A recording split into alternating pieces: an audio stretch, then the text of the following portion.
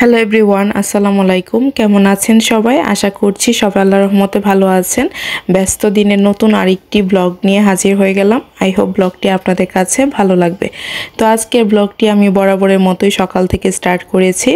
সকালবেলা ফ্রেশ ট্রেশ হয়ে রুমগুলো একটু গুছিয়ে নিচ্ছিলাম। তো প্রত্যেকটা রুমেরই চেষ্টা করি আসলে বিছানাগুলো একটু ক্লিন করার জন্য। পরে খালা এসে বাকি কাজগুলো করে। তো এই তো একটা রুমের বিছানা করে রুমটাকে গুছিয়ে নিয়েছি। এখন আপনাদের সাথে শেয়ার করব আমাদের বাসার নতুন সদস্য। এই যে ওনাদেরকে নতুন কিনে আনা হয়েছে বাসায়। আমার মেয়ে অনেক দিন ধরে তার চাচার কাছে বায়না ধরেছে, সে পাখি কিনতে চায়। তো যে কথা সেই কাজ, তার চাচু তার জন্য পাখি কিনে এনেছে। সকালবেলা প্রকৃতির মাঝে পাখিদের কিচিমিচি ডাক শুনলে মন শত খারাপ থাকলেও আসলে মন ভালো হয়ে যায়। তো বারান্দা থেকে আমি এখন রুমে চলে এসেছি। এসে প্রত্যেক দিনের রুটিন সেটা ওয়াশিং মেশিনে কাপড় দিয়ে দেওয়া। তো আমি সকাল সকালই আজকে ওয়াশিং মেশিনে কাপড়গুলো দিয়ে দিয়েছি। এদিকে অন্য কাজ করতে করতে কাপড়গুলো ধোয়া হয়ে যাবে।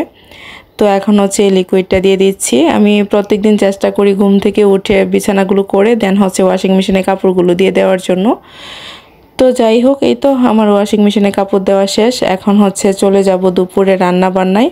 সকালবেলা এটা সেটা টুকটাক কাজ করতে করতে তারপর দেখা যায় 10টা বেজে যায়। তখন আমি দুপুরে রান্নাটা বসিয়ে দিই। আর আমাদের বাসায় সকালবেলা সবাই খুব একটা নাস্তা করে না বললেই চলে, হালকা পাতলা সবাই নাস্তা করে নেয় আর কি। তার জন্য সকালবেলা নাস্তা রান্না করার একটা ঝামেলা থাকে না। আজকে ছোট আলু দিয়ে গরু মাংস রান্না করা হবে। তার জন্য আলুগুলোকে সেদ্ধ দিয়ে তারপর খোসা ছাড়িয়ে নেওয়া হয়েছে। আমার কাছে মনে হয় এত ছোট আলুর খোসা ছাড়ানো একটা ধৈর্যের ব্যাপার। আমি কখনোই এত ছোট আলু খোসা ছাড়াতে পারি না। দেখা যায় এগুলো আমার শাশুড়িই খোসা ছাড়িয়ে দেয়। তো যাই হোক, এখন গরু মাংসটা বসিয়ে দিয়েছি। গরু মাংসটা ফার্স্টে আমি কষিয়ে নিব। তারপর কষানো হয়ে গেলে জিরা দিয়ে দেন আলুগুলো দিয়ে দিব আর কি। তো এটাকে কিছুক্ষণের জন্য ঢাকনা দিয়ে ঢেকে দিলাম।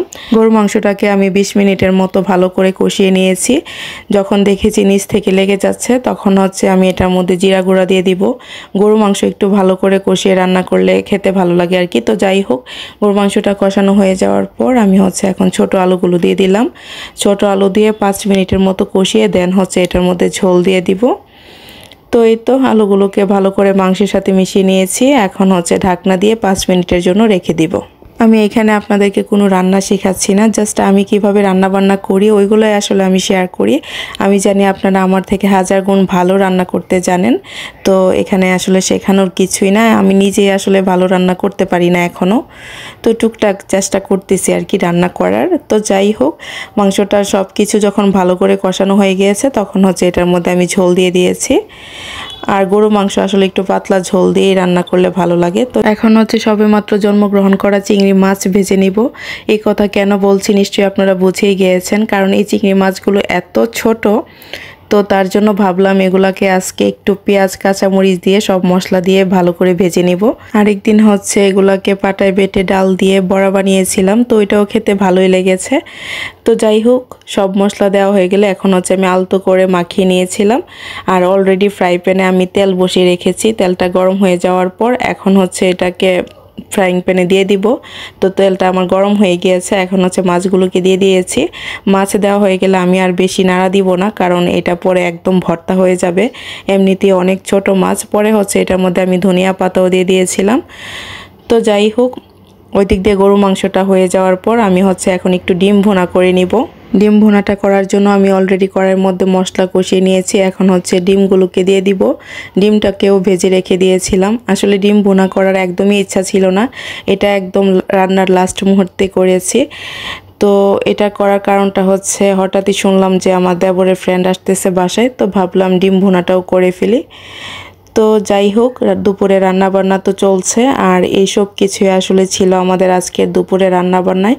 ডিমটার মধ্যে আমি বেশি ঝোল দিব না, এটা একদম ভুনা ভুনা হবে। তো আমার ডিম ভুনাও হয়ে গিয়েছে। আসলে ভিডিওতে দেখতে যতটা তাড়াতাড়ি হয়, মোটেও কিন্তু রান্না শেষ করতে এতটা তাড়াতাড়ি হয় না। সেই সকাল 10টার দিকে রান্না করে ঢুকেছি আর 1টার দিকে রান্না শেষ হয়েছে। আর এদিকে মাছ ভাজাটাও পুরোপুরিভাবে হয়ে গিয়েছে।